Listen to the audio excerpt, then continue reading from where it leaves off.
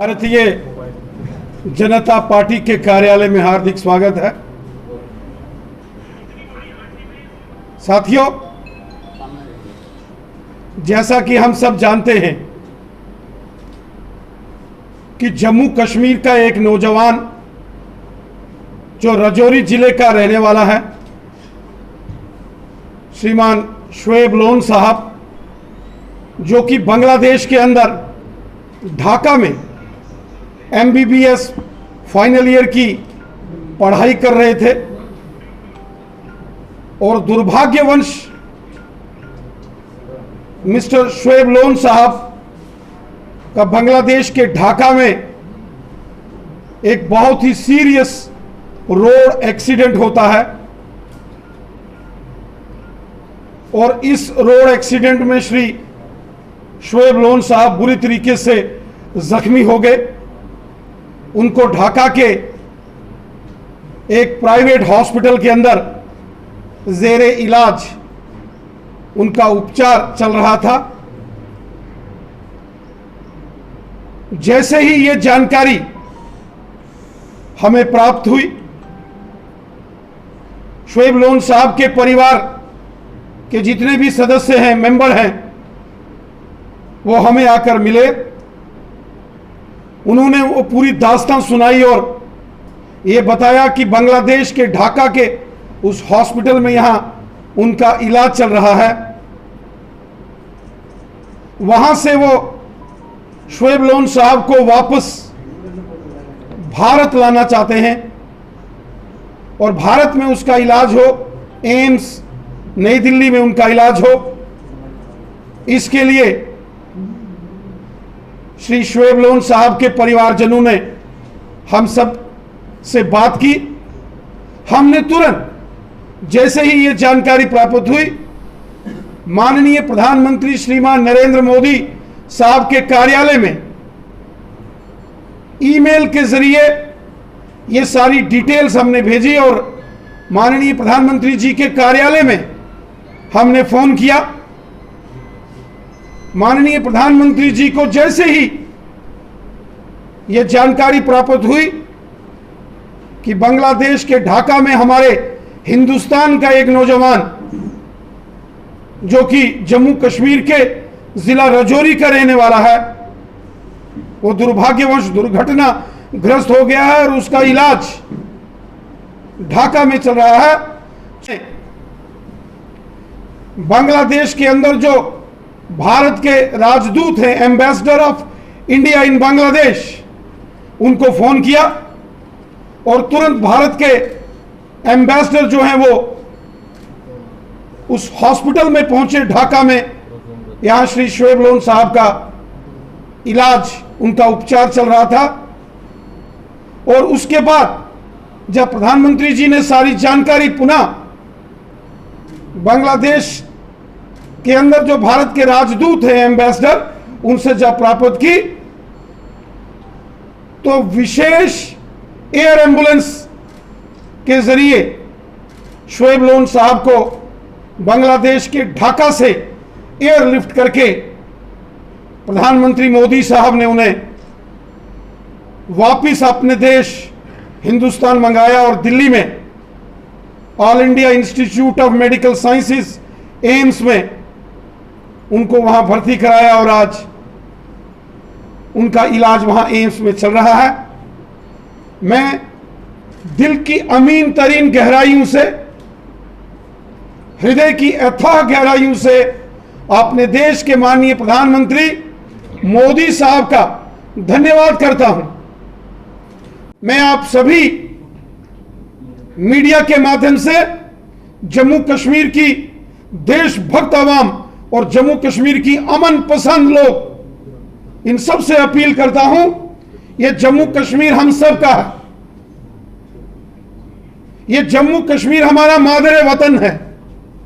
यह जम्मू कश्मीर हमारी मातृभूमि है और इस जम्मू कश्मीर में अमन, चैन, भाईचारा ये बना के रखना हम सबकी जिम्मेवारी है। हम सबको एक दूसरे की इज्जत और एहतराम करना है। कोई हिंदू है, कोई मुसलमान है, कोई सिख है, कोई ईसाई है, कोई जम्मू के डोगरे हैं या कश्मीर के लोग हैं, गुजर बकरवाल हैं या पहाड़ी कबीले के लोग हैं, हम सबको एक दूसरे की इज्जत और एक दूसरे का एहतराम करना है, एक दूसरे की रिस्पेक्ट हमको करनी है। और यही हमारी संस्कृति है, यही हमारे पूर्वजों ने और हमारे बुजुर्गों ने हमको सिखाया है। और वासुदेव कुटुंबकम की संस्कृति, ये हमारी परंपरा है। ये पूरी कायनात, ये पूरा हिंदुस्तान, ये हमारा है। फिर हमारा एक बहुत ही खूबसूरत हमारा केंद्र शासित प्रदेश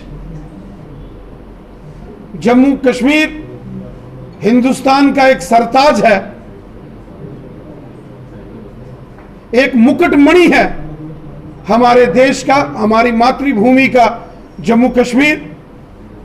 हमने देखा कि पिछले 32-35 वर्षों में जिस तरीके से साजिश करके, षड्यंत्र करके देश दुश्मन ताकतों ने जम्मू कश्मीर के माहौल को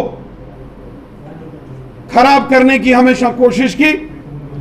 पाकिस्तान प्रायोजित आतंकवाद और इन आतंकवादियों ने जम्मू कश्मीर के अंदर बेगुनाह लोगों की हत्याओं का हमेशा षड्यंत्र किया। और हमारे भारतीय सेना, जम्मू कश्मीर पुलिस और हमारे पैरामिलिट्री फोर्सेस के जवानों ने हमेशा पाकिस्तान की हर साजिश को विफल किया। जब ये देश दुश्मन ताकतें हमारी सेना का मुकाबला नहीं कर सकी, जब हमारी जम्मू कश्मीर पुलिस का मुकाबला नहीं कर सकी, जब हमारे पैरामिलिट्री फोर्सेस के जवानों का यह मुकाबला नहीं कर सकते, तो कभी टारगेटेड किलिंग्स का षड्यंत्र करके बेगुनाह और निहत्थे लोगों को यह निशाना बनाकर कायरतापूर्वक घटनाएं करते हैं। और कभी समाज में जहर घोलकर, हिंदू मुसलमान सिख समाज में दूरियां पैदा करके, जहर घोलकर कुछ शरारती तत्व, कुछ देश दुश्मन ताकतें समाज का माहौल खराब करने की साजिश करने की फिराक में रहती हैं। और ऐसी सभी आवाम दुश्मन और देश दुश्मन ताकतों से सख्ती के साथ निपटा जाएगा। किसी सूरत में भी जम्मू कश्मीर के अंदर अमन, चैन, भाईचारा, शांति में खलल नहीं डालने दिया जाएगा। जम्मू कश्मीर के लोग अमन चाहते हैं और पिछले 32 सालों में जम्मू कश्मीर ने एक भयावह आतंकवादियों का एक दौर देखा है। और जम्मू कश्मीर के लोगों ने इस पाकिस्तान स्पॉन्सर्ड टेररिज्म में बहुत दुख, तकलीफ, कष्ट, परेशानियां सही हैं। और परेशानियां हम नहीं सह सकते, इसलिए तमाम शरारती तत्व इनके खिलाफ कड़ी करें। बांग्लादेश के अंदर जो भारत के राजदूत हैं, ambassador of India in Bangladesh, उनको फोन किया और तुरंत भारत के एम्बेसडर जो हैं वो उस हॉस्पिटल में पहुंचे ढाका में। यहां श्री शोएब लोन साहब का इलाज, उनका उपचार चल रहा था। और उसके बाद जब प्रधानमंत्री जी ने सारी जानकारी पुनः बांग्लादेश के अंदर जो भारत के राजदूत हैं, एम्बेसडर, उनसे जब प्राप्त की, तो विशेष एयर एम्बुलेंस के जरिए शोएब लोन साहब को बांग्लादेश के ढाका से एयरलिफ्ट करके प्रधानमंत्री मोदी साहब ने उन्हें वापिस अपने देश हिंदुस्तान मंगाया। और दिल्ली में all India institute of medical sciences, AIIMS में उनको वहां भर्ती कराया और आज उनका इलाज वहां एम्स में चल रहा है। मैं दिल की अमीन तरीन गहराइयों से, हृदय की अथाह गहराइयों से अपने देश के माननीय प्रधानमंत्री मोदी साहब का धन्यवाद करता हूं। डायरेक्टोरेट ईडी ने श्री राहुल गांधी जी को समन किया है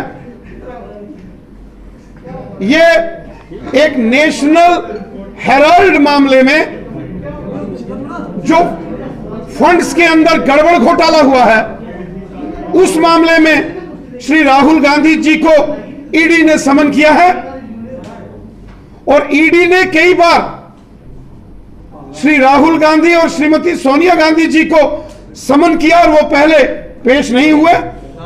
ये एक कानूनी प्रक्रिया है। उनके खिलाफ एक मामला जो दर्ज हुआ है उसकी इंक्वायरी चल रही है। इसमें सरकार का कोई लेना देना नहीं है, इसमें कोई पॉलिटिकल वेंडेटा नहीं है।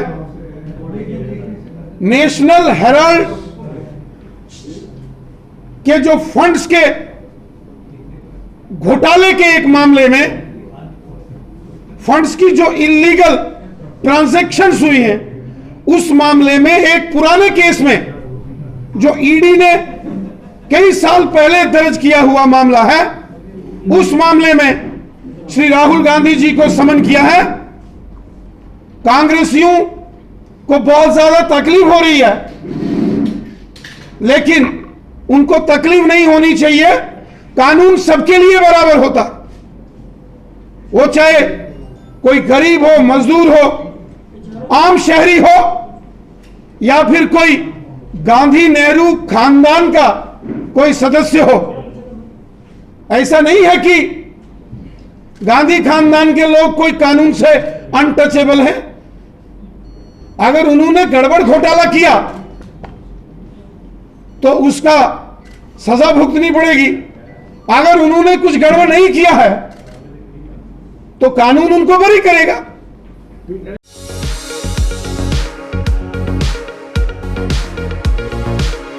आरके इंडस्ट्रीज लाए हैं स्ट्राइक ब्रांड के क्वालिटी प्रोडक्ट्स की रेंज। 17 नंबर से लेकर 6 इंच तक के कील, पका हुआ लेंटर वायर, 18 गेज व 20 गेज, हर साइज के लोहे व स्टील के कब्जे,